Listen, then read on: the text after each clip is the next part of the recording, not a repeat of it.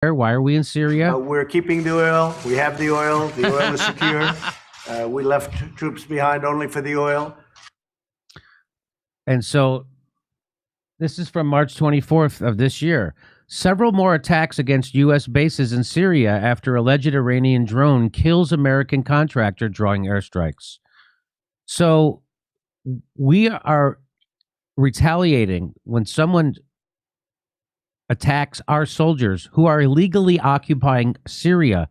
Then we feel justified in then responding with an attack. Maybe we should get the hell out of Syria. We got the oil.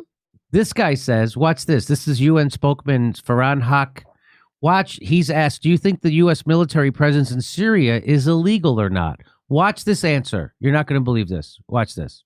Do you think the presence of the U.S. military in Syria is illegal or not? That's not an issue that we're dealing with at this stage. There's been a war. But is that because it sounds very familiar. This week we talk a lot about the UN Charter, the international law, and relative resolutions. But it sounds to me a foreign presence, foreign military based presence in another country without invitation sounds like something else to me. You know.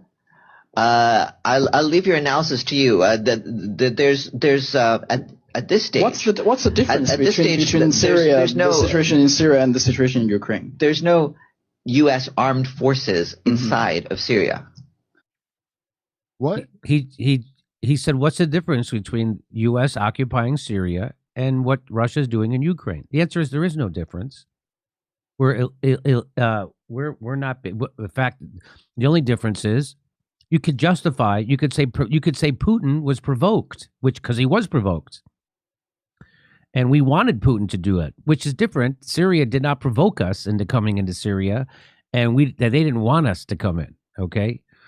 I have a follow-up question. How did you get your hair that white? So now this guy says there is no presence of U.S. military in Syria. That's his answer. They're called contractors. And so I don't have a. It's not a parallel situation. You're sure there's no U.S. military personnel? I believe there's military activity. Yeah, but there's military activity, but the people are ghosts who are doing it. They're not actually. They're holograms, and that's the activity that's happening. They're not actually military. Boy, his haircut is kind of funny too. Anyway, but in terms of a ground presence in Syria, I'm not aware of that. Okay, 5 U.S. service members were injured in that attack. If there were no U.S. service members in Syria, how could they got injured? That's weird, right? Should I ask you about that? Oh. This is like the beginning of a new Ghostbusters movie. Like you. So if 5 U.S. service members got injured in that attack, how could there be no U.S. service members in there? Want to watch that again? I do. Do you think the presence of the U.S. military in